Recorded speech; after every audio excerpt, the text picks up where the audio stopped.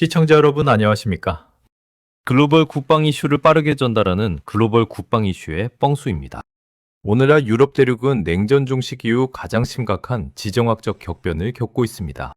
러시아의 우크라이나 침공은 유럽 국가들에게 국방력 강화를 선택이 아닌 생존의 문제로 만들었습니다. 이 긴박한 상황 속에서 유럽 국가들은 당장 전선에 투입할 수 있는 강력한 무기를 절실히 찾고 있습니다. 하지만 전통적인 유럽의 방위산업 강국들, 특히 독일과 프랑스의 상황은 어땠을까요? 수십 년간 평화에 안주하며 생산 라인을 줄여온 유럽 방산업계는 폭증하는 수요를 감당할 능력이 없었습니다. 게다가 자국 중심의 정치적 계산과 이기주의가 개입하면서 당장 무기가 필요한 동유럽 국가들은 유럽 내부에서 신속한 구매와 기술 이전을 약속받지 못하는 상황에 놓였습니다. 이러한 유럽 방산의 공백 속에서 유럽의 안보 지형을 송두리째 뒤흔들고 있는 주역이 등장했습니다. 바로 대한민국의 K9 자주포, 썬더입니다. 유럽은 지금 K9 자주포를 중심으로 하나의 거대한 군사 동맹, 유럽 K9 벨트를 구축하고 있습니다. 유럽 현지 언론들은 K9이 독일의 PGH-2000을 넘어서며 사실상 새로운 표준이 되었다고 분석합니다. 이 벨트는 단순한 무기 구매를 넘어 유럽 안보 패러다임의 근본적인 전환을 의미하고 있습니다.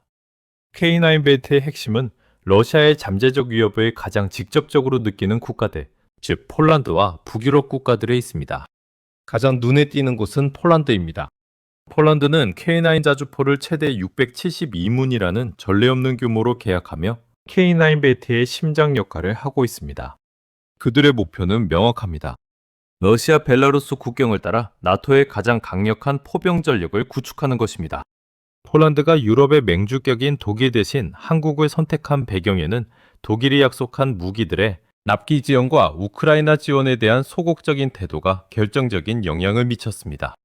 당장의 생존이 우선이었던 폴란드에게 신속한 납기를 약속한 K9은 유일한 대안이었습니다. 다음은 북유럽입니다. 핀란드, 노르웨이, 에스토니아로 이어지는 스칸디나비아, K 방산벨트는 혹한기와 험지에서 K9의 성능을 입증한 결정적인 사례입니다. 특히 노르웨이는 러시아 국경과 인접한 핀마르크 여단을 강화하기 위해 K9을 추가 도입했습니다. K9은 극심한 북극 기후 속에서도 그 신뢰성과 기동성을 완벽하게 증명하며 이 지역의 지역 포병 표준이 되었습니다. K9 벨트는 북유럽과 폴란드를 넘어 남쪽과 서쪽으로도 확장되고 있습니다.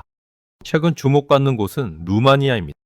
루마니아는 1조 3천억 원 규모로 K9, 자주포 53문과 K10 탄약 운반차를 도입하는 대규모 계약을 체결했습니다. 이로써 루마니아는 나토 회원국 중 6번째로 K9을 운용하는 국가가 되었으며 K9 벨트가 러시아 해군의 활동이 활발한 흑해 연안까지 확장되는 중요한 지정학적 의미를 갖습니다. K9 벨트의 시작점은 튀르키예입니다. 튀르키예는 K9의 기술을 이전받아 T-155 프루트나를 생산하며 K9의 첫 해외 수출국이 되었고, 이는 한국 방산 기술의 글로벌 신뢰도를 증명하는 결정적인 계기가 되었습니다. 유럽 국가들이 독일, 프랑스 등 서유럽 방산 강국들을 제치고 K9을 선택한 이유는 단순한 성능 차이를 넘어 유럽의 정치적 무능함과 K9의 실질적인 공급 능력에 있었습니다. 첫째, 압도적인 가성비입니다. 군사 전문 매체들의 분석에 따르면 K9 자주포는 독일 PZH-2000의 한 대당 생산 가격보다 2배 이상 저렴합니다. 유럽 국가들은 PZH-2000 한 대 값으로 K9, 2대의 탄약까지 살 수 있는 경제성을 포기할 수 없었습니다. 둘째, 신속한 납기 능력입니다. 러시아 위협이 시급한 상황에서 한국은 경쟁국 대비 가장 빠르게 대규모 물량을 공급할 수 있는 유일한 능력을 갖추고 있었으며, 이는 유럽 방산의 공급망 붕괴에 대한 완벽한 해답이었습니다. 셋째, 기술 독립성과 안정적 공급입니다. K9은 최근 완전한 국산 엔진을 탑재하여 독일 등 해외 부품 의존도가 사라졌습니다. 이는 유럽 국가들이 특정 강대국의 정치적 의도에 따라 무기 공급이 중단될 위험 없이 안정적인 운영 환경을 보장받는다는 것을 의미합니다. K9의 진정한 전략적 가치는 나토 연합 방위 체계 내에서 완벽하게 연동되는 능력에 있습니다. K9은 나토의 포병 시스템 통합 네트워크인 ASCA Artillery Systems, Cooperation Activities에 완벽하게 호환됩니다. 나토의 최대 포병 훈련인 다이너믹 프런트에서는 핀란드의 K9 자주포가 에스토니아의 지시를 받아 목표물을 타격하는 등 K9이 나토 공동방위의 통합된 화력 플랫폼으로 기능함이 증명되었습니다. 러시아 군사 분석가들은 K9의 빠른 전력화와 이러한 나토 시스템, 통합 능력이 발트해와 폴란드 전선에서 러시아군의 기동을 제약하는 전략적 위협이라고 경고합니다. K9은 러시아의 군사적 오판을 막아내는 실질적인 전제목 지력 그 자체로 인식되고 있습니다. K9 벨트의 확장은 현재 진행형입니다. 스웨덴은 자국산 아처 차륜형 자주포의 험지 운용 한계를 인정하고 K9 도입을 강력하게 검토하고 있습니다. 스웨덴이 K9을 검토하는 핵심 이유는 이웃국가 핀란드, 노르웨이와의 상호 운용성을 확보하여 북유럽 방위망의 표준을 완성하려는 전략적 목적 때문입니다. 스웨덴이 합류할 경우 K9은 북유럽의 모든 핵심 방어선에 배치됩니다.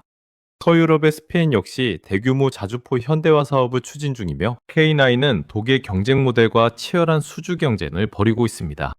만약 스페인 수출에 성공한다면 K9은 동유럽을 넘어 서유럽 시장까지 본격적으로 진출하는 교두보를 마련하게 될 것입니다. 물론 모든 나라가 K9을 선택한 것은 아닙니다. 리투아니아, 라트비아, 불가리아 등 일부 국가들은 프랑스, 카이사르 같은 차륜형 자주포를 선호하거나 슬로바키아처럼 자국산 무기를 고집했습니다. 헝가리는 독일과의 정치적 협력과 PGH-2000을 선택했습니다.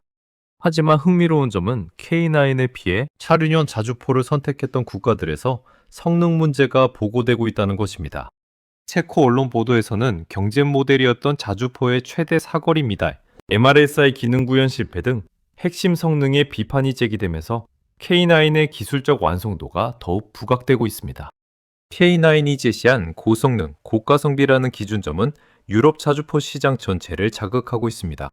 유럽 K9 벨트는 단순한 군사적 현상을 넘어 유럽 강국들의 방산무능과 자국 이기주의가 초래한 공백을 대한민국의 기술력과 신뢰성이 채워나가고 있음을 증명합니다. K9은 이제 유럽의 새로운 방패이자 전 세계 안보에 기여하는 글로벌 표준 포병 플랫폼으로 자리매김했습니다.